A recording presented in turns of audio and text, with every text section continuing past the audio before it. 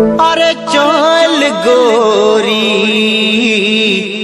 ले जाबो तोके मोर गाँव।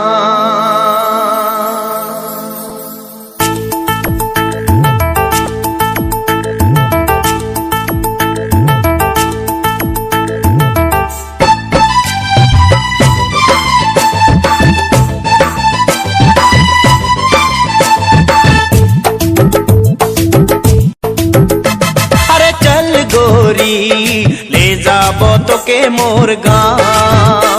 अरे चल गोरी ले जाबो तोके मोर गाँव। पहाड़ किनारे मोर गाँव गोरी, हरी हरी चाय के बगान। माँ के सुनाबो बाबा के बुझाबो, ले जाबो तोके मोर गाँव गाँव गाँव। अरे चल गोरी ले जाबो तोके मोर गाँव।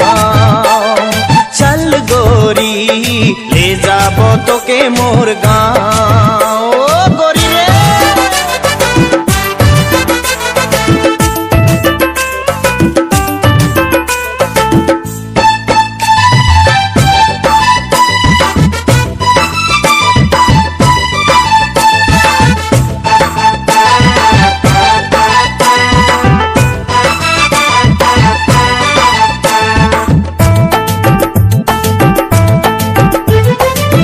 गोरी तोरे होठ लाल आई के काजल करेला कमाल। गोरी तोरे लाइस के कमर पैर के पायल करेला घायल। मुई दीवाना होली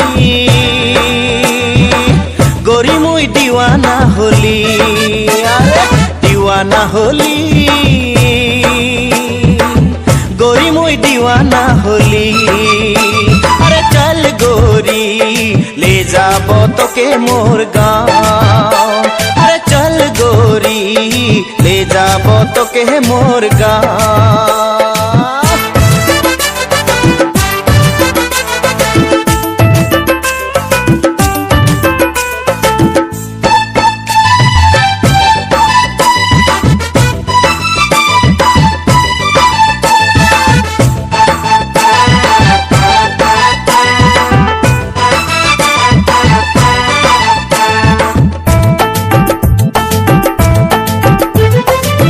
गोरी तोरे प्यार में पागल, रूप में घायल पहाड़िया मन। गोरी तोरे साथ में रह के खेती करके बीता जीवन। मुई दीवाना होली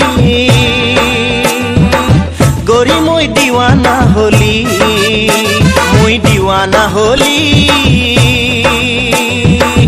गोरी, मुई दीवाना होली।